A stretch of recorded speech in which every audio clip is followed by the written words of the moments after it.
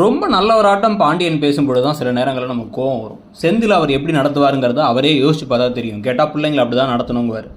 செந்தில் 1,00,000 பணம் வேணும் அப்படின்னு சொல்லி கேட்ட பொழுது வேலை வாங்குறதுக்காக அதெல்லாம் தேவையில்லை அப்படின்னு சொல்லி திட்டி அனுப்பினவர் தான் அவர். இப்போ ஏதோ 10 லட்சத்தை மீனா லோன் போட்டு தான் வாங்கி கொடுத்தாங்கிறத அந்த மீனாவோட அப்பா மூலமாக தெரிஞ்சதுனால இப்போ பார்த்திங்கன்னா சும்மா ட்ராமா பண்ணிக்கிட்டு இருக்காரு. என்ன அப்படின்னா, எங்கள்கிட்ட கேட்காம பண்ணுறீங்க, ஏன் எங்களுக்கு தெரியக்கூடாதா, நீங்கள் சம்பாதிச்சா நீங்கள் பண்ணிப்பீங்களா அப்படிங்கிறாங்க. ஏன் இப்போ இப்போ அவங்க சொல்லியிருந்தால் என்ன பண்ணியிருப்பீங்க, அதெல்லாம் வேணான்னு இருப்பீங்க.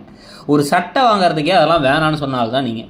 ஸோ அப்படி இருக்கும் பொழுது இவர் ரொம்ப நல்லவராட்டம் பேசுறது ஒரு பக்கம் இருக்குன்னா, இன்னொரு பக்கம் பார்த்தீங்க அப்படின்னா நமக்கு எரிச்சல் தர மாதிரி இன்னொரு விஷயம் என்னன்னா, கோமதி உடனே கணவர் சொல்லிட்டார் அப்படின்னா, ஐயோ ஏன் இப்படி நடந்துக்கிறீங்க அப்படிங்கிறது. சரவணனும் கோவப்படுறதுலாம் நடக்குது.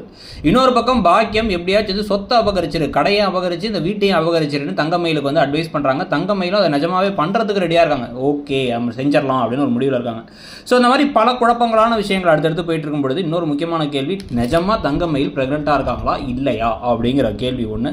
இன்னொரு பக்கம் பார்த்தீங்க அப்படின்னா இப்போ மீனாவுக்கு ஒரே அவமானமாக போக, இது மட்டும் இல்லாமல் இந்த லஞ்சம் கொடுத்த விஷயம் தெரிய அவங்களுக்கு ஒரு பெரிய பிரச்சனை ஆகிடுமா சுகன்யா மூலமாங்கிறதையும் பார்க்கணும். நீங்கள் என்ன நினைக்கிறீங்க?